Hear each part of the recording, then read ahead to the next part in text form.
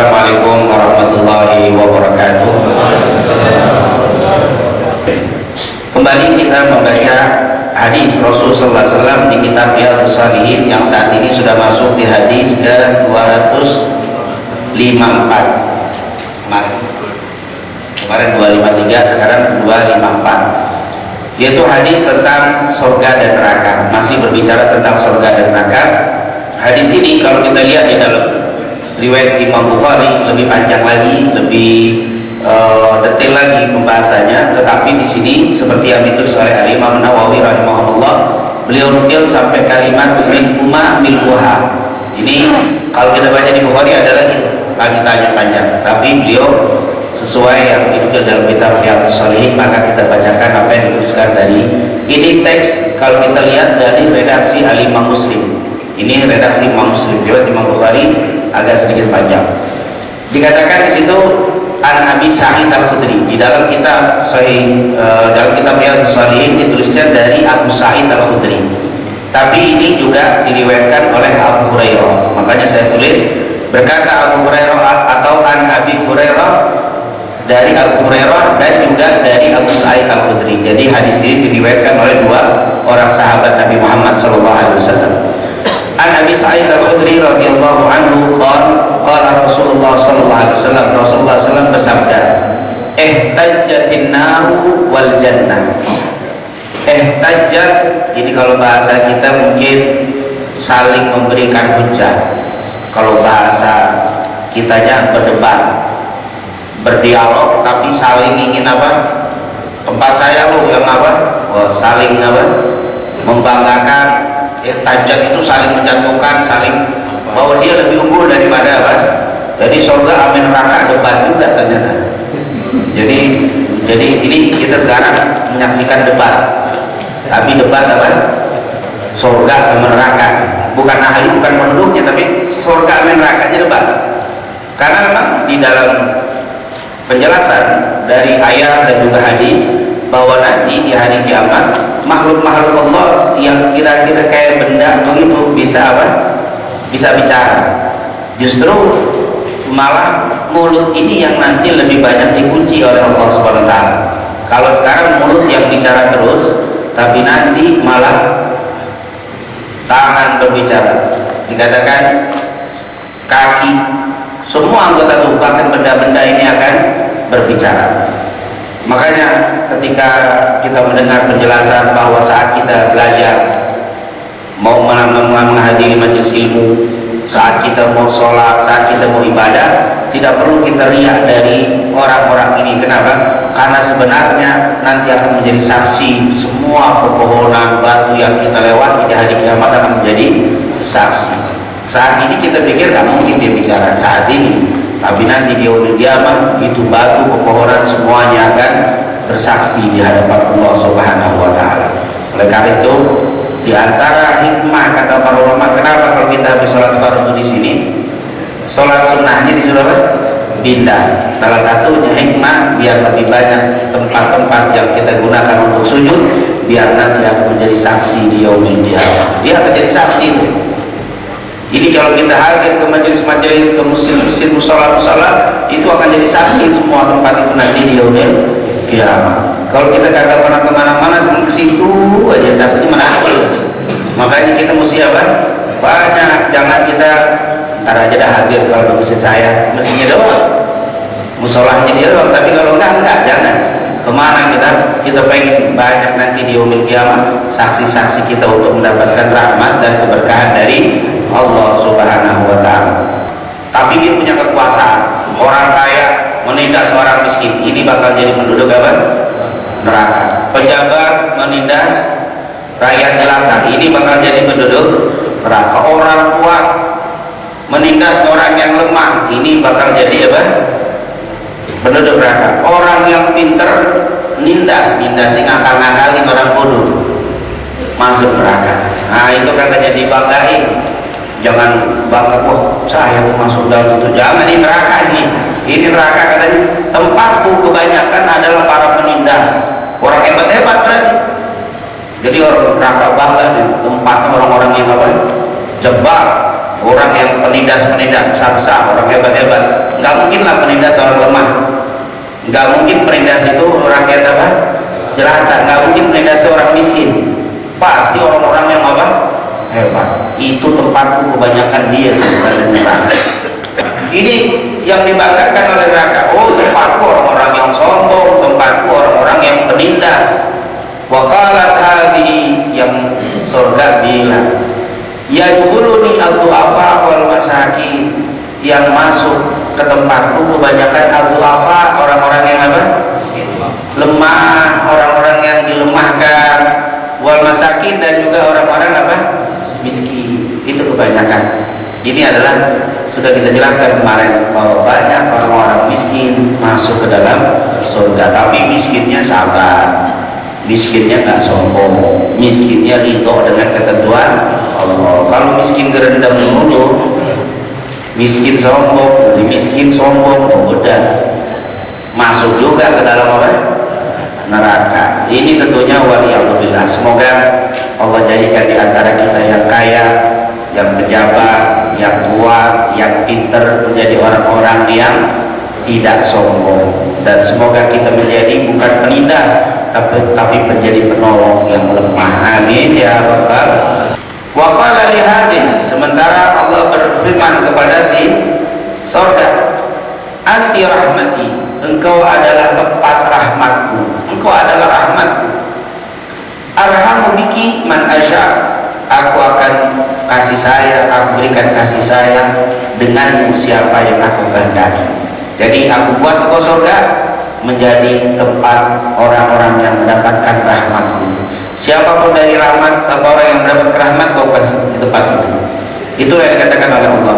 Wa likulli wahidin minkuma milkuha, dan setiap kalian berdua kami kasih tempat nanti penduduk-penduduk sampai penuh.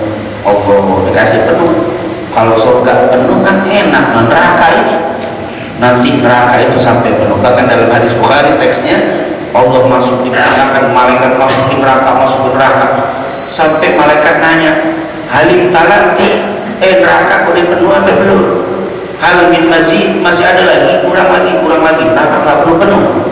Allah dimasukin banyak, begitu luar biasa. Akhirnya Allah subhanahu wa ta'ala tutup, karena terlalu banyaknya Allah tutup. Ya Allah, kalau kita lihat ternyata berita tentang ahlun nar begitu apa? Banyak. Tetapi surga juga apa? Banyak. Surga itu banyak. Makanya di sini tentang apa? Pintu surga dan pintu neraka ini luar biasa akan dimasuki oleh mereka-mereka yang mendapatkan siksa karena sombong dan menindas, masuk lewat pintu-pintu neraka. Sementara orang-orang yang dapat rahmat akan memenuhi, memadati pintu-pintu surga. Semoga Allah subhanahu wa ta'ala menjadikan kita orang-orang yang mendapatkan rahmatnya Allah sehingga masuk dari pintu surganya Allah. Amin ya rabbal alamin. Itu hadis ke 254. Tapi sebenarnya sampai situ saya penjelasan dari ulama tidak terlalu banyak, tapi sini saya tambahkan sedikit berkaitan dengan hadis ini. Kita tambahkan tentang pintu surga, bagaimana pintu surganya Allah subhanahu wa ta'ala, biar kita kebayang, waduh, kalau saya tuh semua masuk surga, nggak pintunya, ntar kita kagak kebagian lagi. Ini pintu surga gimana besarnya? Nah, coba kita lihat tentang pintu surga. Yang pertama, pintu surga itu ada pintu surga, nanti pintu neraka beda dengan pintu surga tempatnya. Yang pertama, pintu surga dijelaskan oleh para ulama, pintu surga itu terbuka. Kapan? Untuk beberapa penjelasan dari hadis. Yang pertama, pintu surga itu dibuka di bulan Ramadan. Ini luar biasa. Dibuka pintu surga itu setiap bulan Ramadan berdasarkan hadis Bukhari. Yaitu dikatakan, idza dakhala syahru Ramadan futihat abwaabus sama.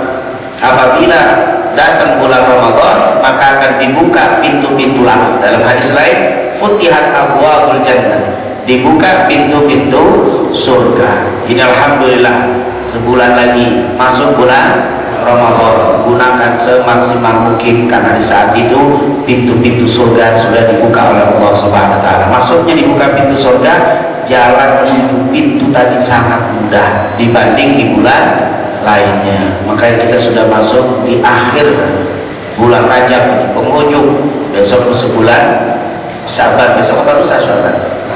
Selain bulan Ramadan juga dibuka pintu surga di hari Senin dan Kamis berdasarkan riwayat Abu Hurairah dari Sahih Muslim. Tuftah abwaabul jannah yaumal itsnain wal khamis.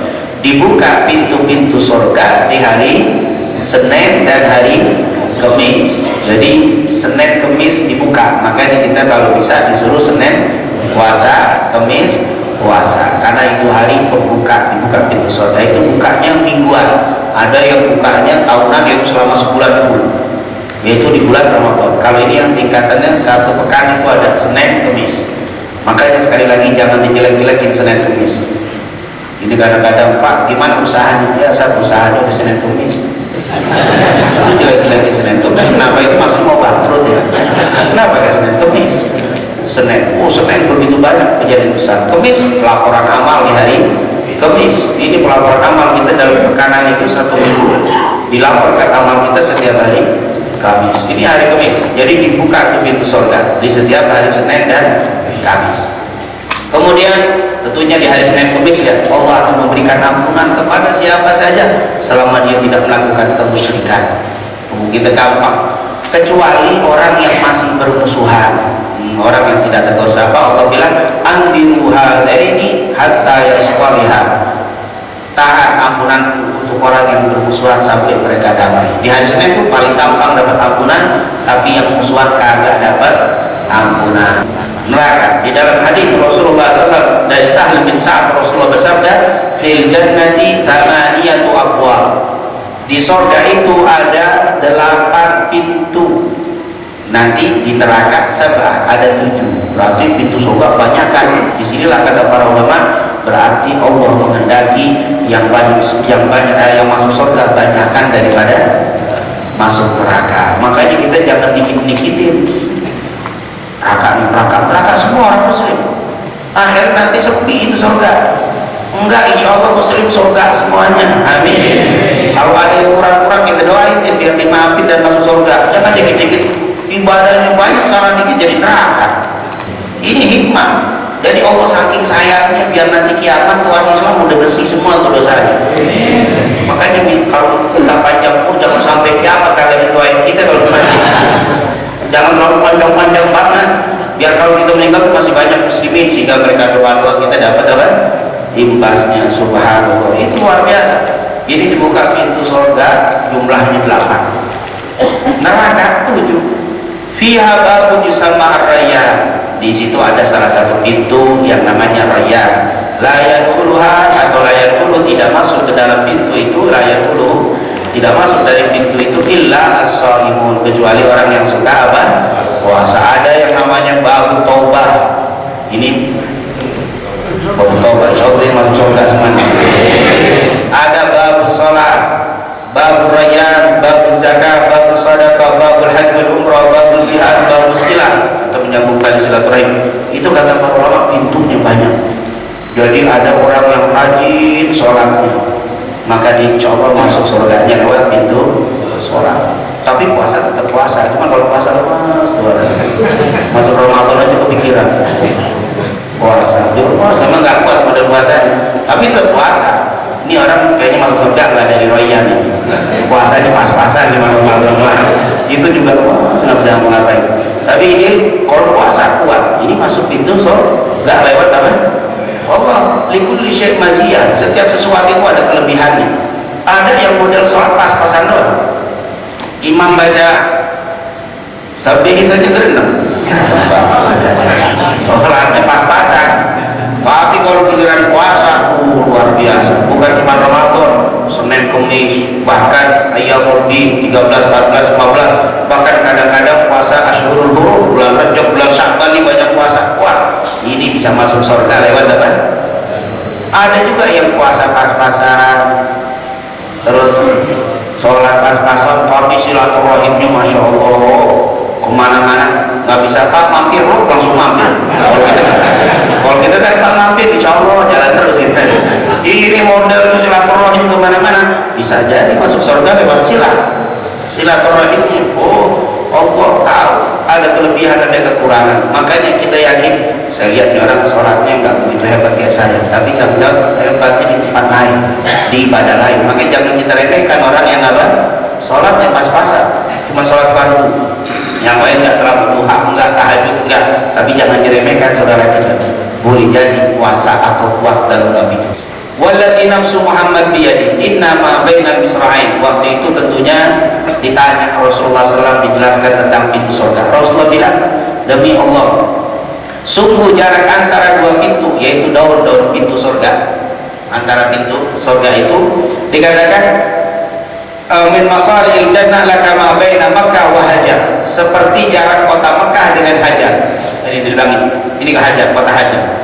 Atau kama baina Makkah wa Busra, jadi antara Mekah dan Busra. Ini adalah jaraknya daun pintunya. Dari daun pintunya itu seperti kota Mekah dan Basra. Antara kota Mekah dan Basra berapa kilo? Ini kilometer berapa? 1.300 atau hampir 1.500 kilo. Sementara Rasul bilang antara kota Mekah dan Hajar, atau dari kota Mekah dan Basra. Dan ternyata dari kota Mekah ke Basra sama persis jaraknya seperti antara Mekah dan Hajar. Nabi nggak pernah ke Hajar, Nabi nggak pernah ke Basra waktu itu. Tapi Nabi bilang daun pintunya seperti dari Mekah ke Hajar atau dari Mekah ke Basra.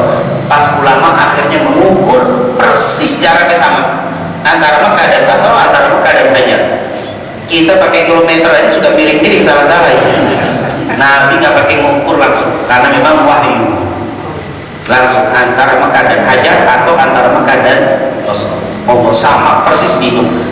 Ulama tentunya setelah ini langsung dia mengadakan penelitian, diukurlah dan persis jaraknya sama.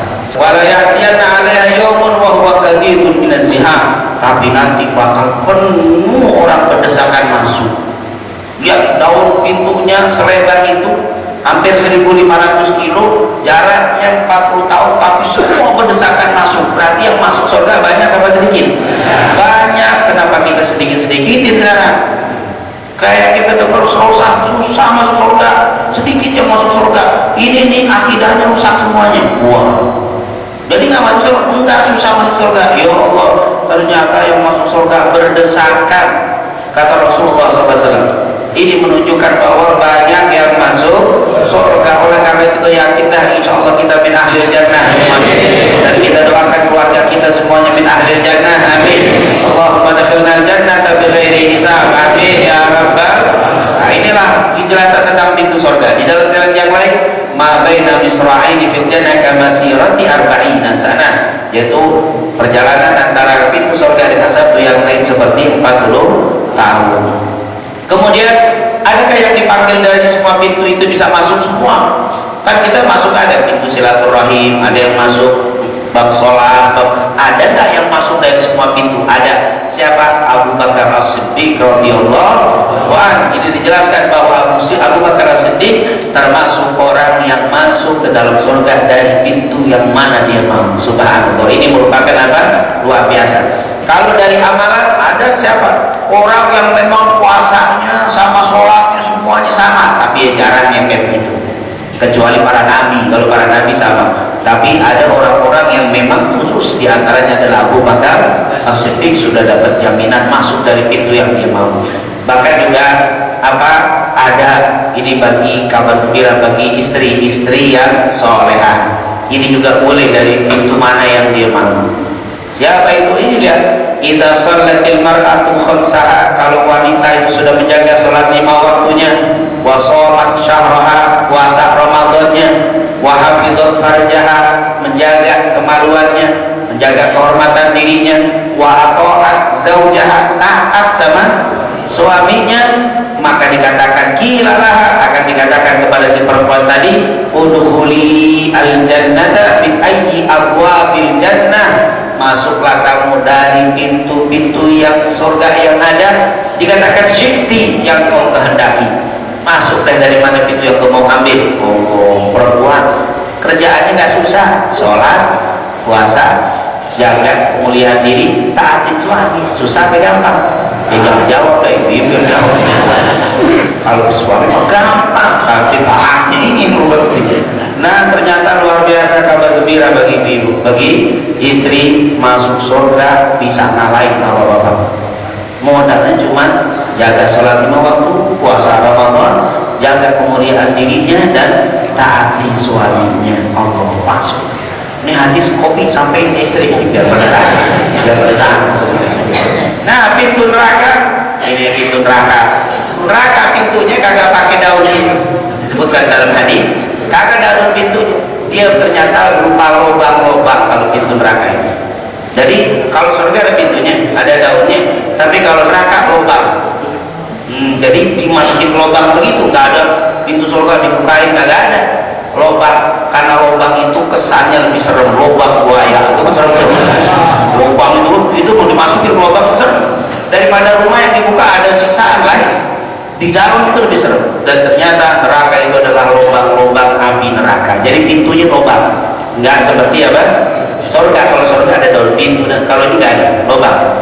Inna jahannama la mau'iduhum ajma'in laha sab'atu abwab. Neraka ada berapa? Sab'ah, ada 7. Ini Al-Qur'an Al-Karim. Bahwa dalam surat Al-Hijr ayat 43-44 dikatakan laha sab'atu abwab likulli babin minhum juz'un maqsum. Jadi ada 7 pintu, tapi pintunya jangan dibayangkan seperti surga ada daun pintunya, enggak, tapi dia apa? Lubang-lubang neraka. Oh, luar biasa ini seremnya. Jadi gelap, lubang itu gelap. Kenapa? Api bukan satu dalamnya, api bukan terang, apinya hitam, bukan api merah. Api neraka itu hitam warnanya. Jadi nggak ada jenis api yang warnanya hitam, biru, ada merah banget, ada biru-biruan ada. Tapi kalau hitam tidak ada. Itu api neraka itu warnanya hitam, sehingga lubang yang gelap tambah apa? Tambah gelap. Itu gelapnya api neraka. Waliyadzubillah. Insyaallah kita semua nggak bisa melihat itu, amin. Berarti kita dijauhkan dari apa? Nerakanya Allah Subhanahu wa taala. Nama pintu neraka tidak disebutkan di dalam hadis secara khusus, tapi dikatakan oleh Ali bin Abi Thalib, hal tadrun kaifa abwaab jahannam? Tahukah kamu bagaimana bentuk pintu-pintu neraka jahanam itu? Qulna mithlu abwabina. Para sahabat bilang mungkin kayak bab-bab kita kali, kayak pintu-pintu kita, kayak rumah kita, pintu biasa. Qala la, tidak. Hiya hakada ba'dhum fawqa ba'd. Enggak, itu enggak kayak begitu. Dia itu bertingkat-tingkat. Jadi lubang itu kalau di lubang satu masuk neraka jahanam, tapi di dalamnya ada neraka. Jadi model lubang enggak lewat pintu-pintu, enggak tersusun dia. Ini gambarannya kayak begini. Jadi ini ilustrasi aja ya, gambaran itu pintu-pintu tersusun. Jadi dia tidak model pintu seperti pintu. Kalau surga seperti pintu kita ada pintunya, ada pembuka. Kalau ini enggak. Makanya di dalam hadis Rasul yang masuk pintu surga pertama kan dia berbentuk pintu. Tapi kalau ini enggak, ini tersusun. Kata Ali bin Abi Thalib. Ibnu Abbas menyebutkan neraka itu ada 7 pintu, yaitu yang paling atas Jahannam, kemudian Sa'ir, kemudian Ladha, kemudian Hatamah, kemudian Saqar, kemudian Jahim, dan juga Hawiyah. Itu di dalam surat Al-Ghasyiyah. Fa ummuhu Hawiyah. Itu wa amma man khaffat mawazinuhu fa ummuhu, siapa yang ringan timbangannya maka kembalinya ke neraka Hawiyah. Itu orang Islam tuh. Wa amma man thaqulat mawazinuhu fa huwa fi 'ishatir. Makanya kita disuruh banyak timbangan biar berat. Bagaimana supaya amal-amal kita banyak, timbangan kita jadi berat. Ini adalah pintu-pintu neraka. Dan tentunya sangat banyak sekali pembahasan tentang ini semuanya. Saya tidak bahas ini, penjelasan lebih detail tentunya. Itu adalah berkaitan dengan pintu surga dan pintu neraka. Penghuninya neraka kebanyakan siapa? Orang-orang yang sombong dan penindas. Penghuni surga kebanyakan orang-orang yang lemah dan miskin. Tapi semuanya yaitu orang-orang yang lemah dan miskin, kalau mereka bersabar dan mereka ridho, tidak banyak mengeluh, menerima dengan ketentuan Allah Subhanahu wa taala. Itu saja mungkin yang bisa kita sampaikan di kesempatan pagi hari ini. Insyaallah pada pertemuan akan datang kita akan membaca satu hadis lagi dalam kitab Riyadhus Shalihin yang ditulis oleh Al-Imam An-Nawawi rahimahullah yang wafat pada tahun 676 Hijriah. Lebih kurangnya wassalamualaikum warahmatullahi wabarakatuh.